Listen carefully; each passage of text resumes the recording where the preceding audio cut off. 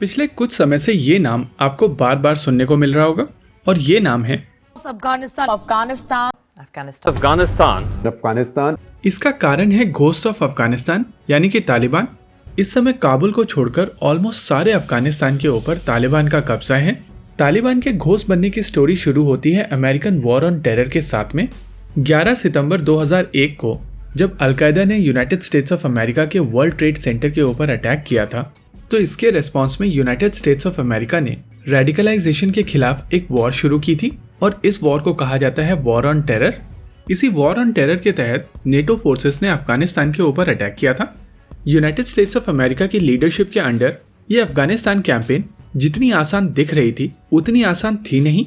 Initially इस campaign का M था कि तालिबान को पावर से हटाना है जिससे अलकायदा को डिस्ट्रॉय किया जा सके। लेकिन अलकायदा के खात्मे के बाद भी United states of America Afghanistan में बना रहा, क्योंकि तब तक यूनाइटेड स्टेट्स ऑफ अमेरिका का इस वॉर को लेकर स्कोप बदल चुका था।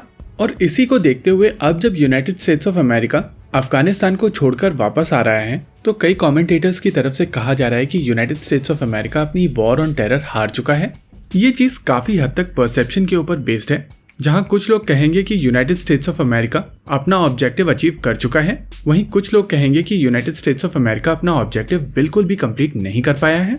इसको समझने से पहले आइए समझते हैं अफगानिस्तान की ज्योग्राफी को, क्योंकि ये काफी ज्यादा इंपॉर्टेंट फैक्टर है। अफगानिस्तान एक लैंडलॉक कंट्री है, यानी कि अफगानिस्तान जाने के लिए आपको अफगानिस्तान के नेबर्स के ऊपर डिपेंड होना पड़ता है।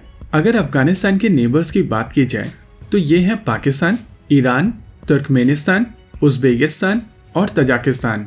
यहाँ पर नोट करना जरूरी है कि अफगानिस्तान का एक छोटा सा बॉर्डर चाइना के साथ में भी लगा हुआ है और पाकिस्तान ऑक्यूपाइड कश्मीर का भी कुछ हिस्सा इसी कॉरिडोर के साथ में कनेक्टेड है और इस कॉरिडोर को कहते हैं वखान कॉरिडोर।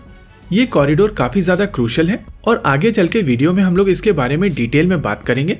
अफगानिस्तान के सभी नेबर्स में से दो नेबर यानी कि तजाकिस्तान और उज्बेकिस्तान, ये दोनों कंट्रीज भी लैंडलॉक कंट्रीज हैं, यानी कि इनको भी काफी हद तक कजाकिस्तान के ऊपर डिपेंड होना पड़ता है। और इसी वजह से अफगानिस्तान में एंट्री के लिए ईरान और पाकिस्तान बहुत ज्यादा इंपॉर्टेंट हो जाते हैं और इसी वजह से अफगानिस्तान को लेकर जितनी भी इक्वेशन बनती हैं उसमें पाकिस्तान और ईरान बहुत ज्यादा क्रूशल हो जाते हैं। आइए समझते हैं हर कंट्री के ऊपर होने वाले इम्पैक्ट को एक एक करके।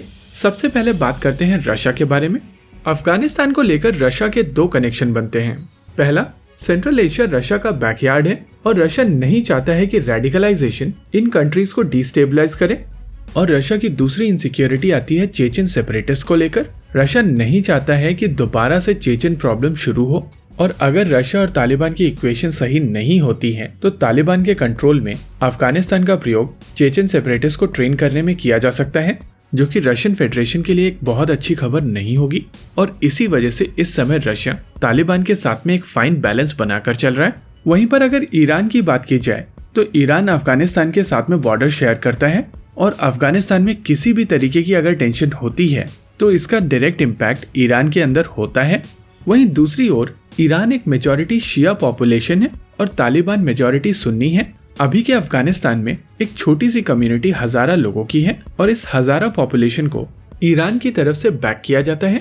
वहीं तालिबान हजारास को मुस्लिम मानता ही नहीं है और इसी वजह से हजारास और तालिबान के बीच में एक नेचुरल कॉन्फ्लिक्ट है, यानी कि बॉर्डर शेयरिंग और हजारा कम्युनिटी के कारण ईरान अफगानिस्तान में एक बड़ा प्लेयर बन जाता है। वहीं पर अगर पाकिस्तान की बात की जाए तो ये सबसे कॉम्प्लेक्स केस है। तालिबान को बनाया ही पाकिस्तान ने है और पाकिस्तान की तरफ से क्लेम किया जाता है कि अब तालिबान पाकिस्तान के कंट्रोल में नहीं है।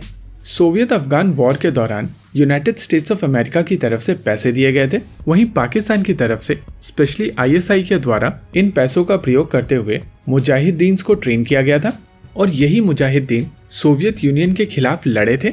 आज की तारीख में ये लोग तालिबान के नाम से जाने जाते हैं, लेकिन पाकिस्तान की तालिबान के साथ में जो रिलेशनशिप है वो काफी ज्यादा कॉम्प्लेक्स है।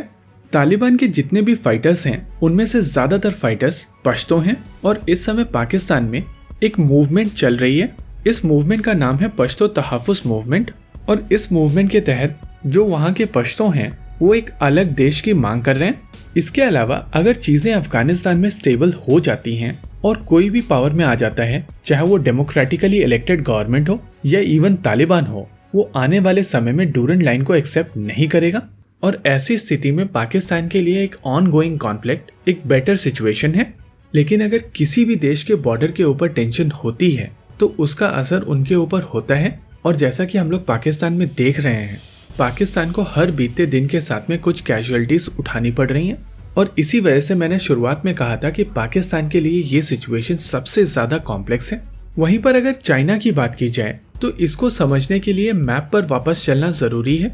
जैसा कि आप अभी अपनी स्क्रीन के ऊपर देख सकते हैं कि चाइना और अफगानिस्तान वखान कॉरिडोर से कनेक्टेड है, और ये कॉरिडोर अफगानिस्तान को चाइना के ऑटोनॉमस रीजन शिनजियांग से कनेक्ट करता है, जहां पर वीगर मुस्लिम्स रहते हैं। चाइना ने बहुत सारे वीगर मुस्लिम्स को डिटेंशन कैंप्स में डाला हुआ है, और इसी वजह से चाइना के लिए तालिबान बहुत ज्यादा इंपॉर्टेंट हो जाता है, क्योंकि वो नहीं चाहते हैं कि अफगानिस्तान की जमीन वीगर मुस्लिम्स को ट्रेन करने के लिए यूज की जाए, क्योंकि चाइना जिस चीज से सबसे ज्यादा डरता है वो है उनकी खुद की पॉपुलेशन। वैसे इस प्राइमरी कारण के अलावा चाइना के सेकेंडरी रीजंस भी हैं, जैसे कि अफगानिस्तान में अवेलेबल रिसोर्सेस। चाइना अफगानिस्तान में अवेलेबल रिसोर्सेस को एक्सट्रैक्ट करके शिनजियांग को और ज्यादा डेवलप करना चाहता है, लेकिन चाइना ये पूरा गेम क्लीन खेलने वाला है, और जो भी डर्टी वर्क है वो चाइना पाकिस्तान से कराएगा, जैसे कि तालिबान से बात करना, जो कमांडर लाइन पर नहीं है उसको मरवाना, किसी को धमकी देना, हथियार और एमिनेशंस पहुंचाना। इन सभी कामों के लिए चाइना पाकिस्तान का प्रयोग करेगा। आइए अब समझते हैं यूनाइटेड स्टेट्स ऑफ अमेरिका को।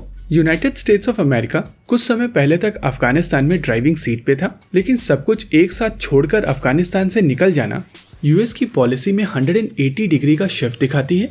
लेकिन इस पॉलिसी चेंज के पीछे का कारण काफी ज्यादा सिंपल है। United states of America Afghanistan से हजारों किलोमीटर दूर है, और अफगानिस्तान में इस समय जो मेस क्रिएट होगी वो उसके पड़ोसियों के लिए ज्यादा बड़ी परेशानी है, और इसी वजह से यूनाइटेड स्टेट्स ऑफ अमेरिका ने अपने आप को इस पूरे कॉन्फ्लिक्ट से दूर कर लिया है, और उनका मानना है कि अफगानिस्तान के पड़ोसियों को जिनको एक्चुअली प्रॉब्लम होगी उनको पैसे खर्चा करके इस वॉर को सस्टेन करना चाहिए।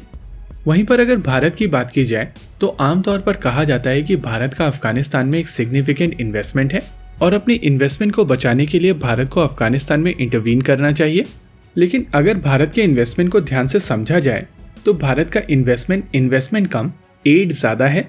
और रही बात सेंट्रल एशिया के एक्सेस को लेकर, तो चबाहार पोर्ट और नॉर्थ साउथ कॉरिडोर की मदद से भारत ऑलरेडी पाकिस्तान और अफगानिस्तान को बाईपास कर चुका है। थ्योरेटिकली भारत ईरान में चबाहार पोर्ट या बंदर अब्बास से एंटर करके बंदर अंजेल से कैस्पियन सी में निकल सकता है, और जैसे ही भारत कैस्पियन सी में निकलता है तो उनको डायरेक्टली सेंट्रल एशिया का एक्सेस मिल जाता है। यानी कि दोनों कंट्रीज अफगानिस्तान और पाकिस्तान को बाईपास करते हुए भारत सेंट्रल एशिया जा सकता है, और क्योंकि ये सी रूट्स होंगे इस वजह से ये रूट काफी चीपर भी होंगे। हालांकि ईरान के थ्रू रेलवे और ट्रक्स का प्रयोग किया जाएगा, लेकिन भारत का अफगानिस्तान में प्राइमरी इंटरेस्ट केवल और केवल अफगानिस्तान की धरती का भारत के खिलाफ टेररिज्म में प्रयोग ना होने देना है। वैसे कई लोगों की ओपिनियन थी कि भारत को अफगानिस्तान में अपने ट्रूप्स भेजने चाहिए, लेकिन जब भी बात की जाती है अफगानिस्तान की तो सबसे इम्पोर्टेंट चीज है इनग्रेस और एग्रेस रूट, यानी कि अफगानिस्तान में जाने और वहां से वापस आने के रूट्स। और इन सभी चीजों को देखकर ये चीज कही जा सकती है कि आने वाले समय में तालिबान की गवर्नमेंट ऑफिशियल गवर्नमेंट होगी, और ये देखना दिलचस्प होगा कि कौन सा देश इनको सबसे पहले रिकॉग्नाइज करता है। और जब मैं वीडियो रिकॉर्ड कर रहा था तभी न्यूज निकल कर आई थी कि तालिबान काबुल पहुंच चुका है और मुल्ला बरादर आने वाले समय में अफगानिस्तान के राष्ट्रपति होंगे। इसी के साथ रखते हैं आज के इस वीडियो में इतना ही। मिलते हैं अगले वीडियो में, तब तक के लिए जय हिंद।